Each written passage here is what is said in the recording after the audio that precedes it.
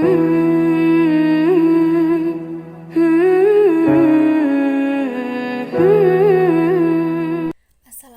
warahmatullahi wabarakatuh. Perkenalkan, nama saya Eliana Nuraslinda. Di sini saya akan menjelaskan tentang maqasid syariah. Pengertian maqasid syariah dalam Kamus Bahasa Arab. Maqsad dan maqasid berasal dari akra kata qash. Maqasid adalah kata yang menunjukkan banyak atau jamak, mufradnya maksad yang berarti tujuan atau target. Sedangkan menurut istilah dari beberapa ulama adalah sebagai berikut. Menurut Al-Fasi,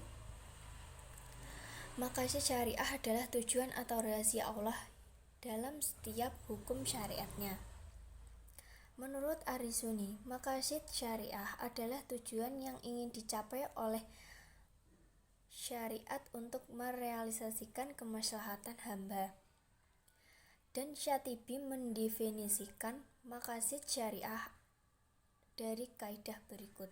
Sesungguhnya syariat bertujuan untuk mewujudkan kemaslahatan manusia di dunia dan akhirat. Dari pengertian tersebut, dapat dikatakan bahwa tujuan syariah menurut Syatibi adalah kemaslahatan umat manusia lebih jauh. Ia menyatakan bahwa tidak satupun hukum Allah yang tidak mempunyai tujuan, karena hukum yang tidak mempunyai tujuan yang sama dengan membebankan sesuatu yang dilaksanakan. Kemaslahatan di sini diartikan sebagai segala sesuatu yang menyangkut rezeki manusia, pemenuhan penghidupan manusia, dan perolehan apa-apa yang dituntut oleh kualitas-kualitas emosional dan intelektualnya dalam pengertian yang mutlak. Imam Asy-Syatibi menjelaskan ada 5 bentuk maqasid syariah atau yang disebut dengan kulliyat al-khamsah atau 5 prinsip umum. Kelima maqasid tersebut yaitu 1. Hifdzuddin atau melindungi agama. 2. Hifdzunas atau melindungi jiwa. 3. Hifdzu akal atau melindungi pikiran. 4. Hifdzu mal atau melindungi harta. 5. Hifdzu nasab atau melindungi keturunan. Kemudian dalam kebutuhan manusia terhadap harta ada yang bersifat diharuri atau primer, haji atau sekunder, dan tahsini atau pelengkap. Fungsi maqasid syariah adalah seorang faqih dan mufti wajib mengetahui maqasid nas sebelum mengeluarkan fatwa. Jelasnya, seorang faqih harus mengetahui tujuan Allah dalam setiap syariatnya, perintah atau larangannya, agar fatwanya sesuai dengan tujuan Allah SWT. Di sini saya akan menjelaskan tentang metode penetapan maqasid al-syariah. Al-Syatibi merumuskan bahwa penetapan maqasid syariah dapat ditempuh melalui 4 metode sebagai berikut. 1. Mujarad al-amr wa an-nahi al-ibtidai at-tashhiri. Secara sederhana, metode ini dapat dipahami sebagai sebuah upaya melihat ungkapan eksplisit perintah dan larangan dalam nas yang ekstensif. Kedua unsur tersebut ada secara mandiri atau ibtidai.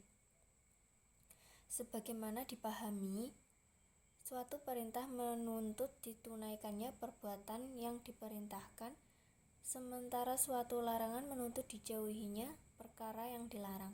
Maka terwujudnya perbuatan yang dikehendaki perintah syariat atau tercegahnya perkara yang dilarang dapat disimpulkan berkesesuaian dengan kehendak Allah SWT atau maksud asy-syar'i.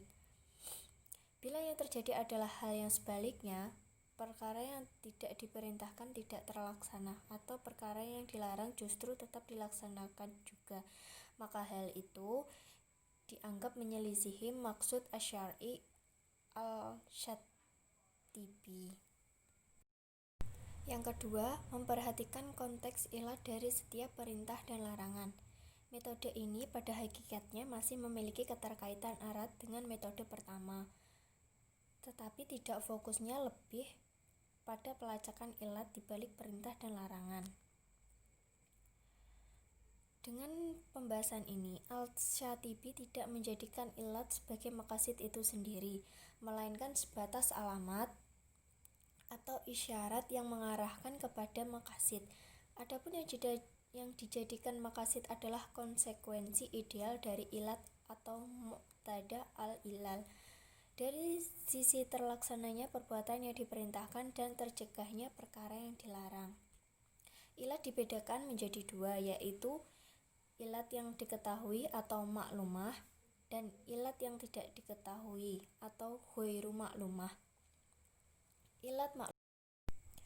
Adapun ilat ghairu maklumah, sikap yang wajib diambil adalah tawakuf, serta tidak secara gegabah atau spekulatif memutlakkan klaim bahwa yang dikehendaki Allah SWT adalah begini dan begitu.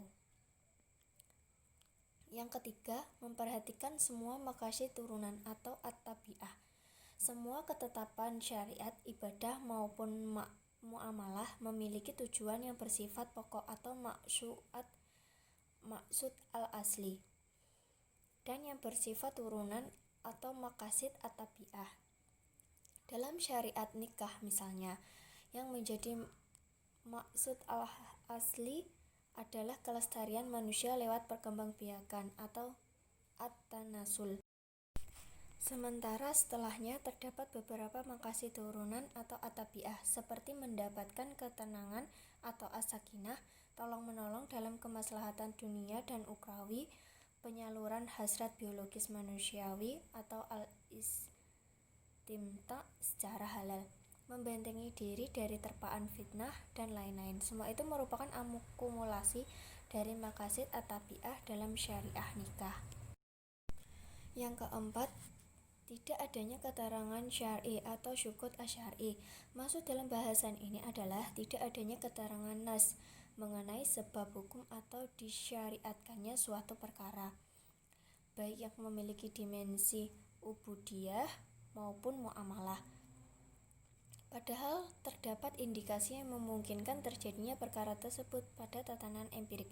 Secara rinci, cakupan perkara yang tidak ada keterangan syar'i ini dipetakan pada dua jenis. Yang ke-1, ketidakadaan keterangan karena belum adanya kebutuhan tasyri untuk menjelaskannya. Persoalan yang masuk dalam kategori ini adalah semua persoalan baru yang muncul atau an-nazilah setelah wafatnya Rasulullah, karena pada hakikatnya hal itu belum eksis pada masa tasyri ketika Rasulullah SAW masih hidup, atau seperti kodifikasi Al-Quran, pembukaan ilmu pengetahuan, dan lain-lain. Yang kedua, perkara yang telah berkemungkinan ada di masa tasyri, tetapi tidak ada keterangan syariat terhadapnya. Permasalahan ini lebih terkait dengan hal-hal berdimensi ubudiyah. Dalam hal ini persoalannya dipetakan kepada 3 bagian. Al-Syatibi 1. Mengerjakan sesuatu yang tidak ada keterangan syariat terhadap status pelaksanaannya, atau meninggalkan sesuatu yang diizinkan oleh syariat, seperti sujud syukur, doa berjamaah setelah sholat, berkumpul untuk berdoa ba'da asar pada hari Arafah bagi yang sedang tidak wukuf di Arafah. 2. Mengerjakan sesuatu yang tidak ada dalil syariat terhadap izin pelaksanaannya. 3. Melakukan sesuatu yang tidak ada keterangan syariat. 4. Menyikapi ketiga perkara ini, Al-Syatibi menggolongkan perkara yang ketiga ke dalam bentuk menyelisihi ketetapan nas syariat dan termasuk dalam kategori bid'ah hadibah. Materi selanjutnya akan dijelaskan kepada teman saya, Elsa Larasinta. Assalamualaikum warahmatullahi wabarakatuh. Saya akan melanjutkan penjelasan dari teman saya, yaitu tingkatan dari maqasid syariah.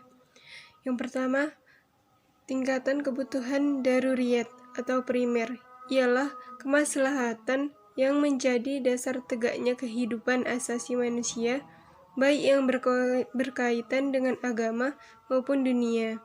Yang kedua, kebutuhan hajiyat atau sekunder ialah segala sesuatu yang oleh hukum syariah tidak dimaksudkan untuk memelihara 5 hal pokok tadi, akan tetapi dimaksudkan untuk menghilangkan kesulitan, kesusahan, kesempitan, dan ihtiyat atau berhati-hati. Yang ketiga, kebutuhan tahsiniyat, tersier atau kamaliyat. Maksudnya itu pelengkap. Ialah tingkatan kebutuhan yang apabila tidak terpenuhi, tidak mengancam eksistensi salah satu dari kelima pokok di atas. Sekian penjelasan dari kami. Jika ada kurang dan lebihnya, mohon maaf yang sebesar-besarnya. Wassalamualaikum warahmatullahi wabarakatuh.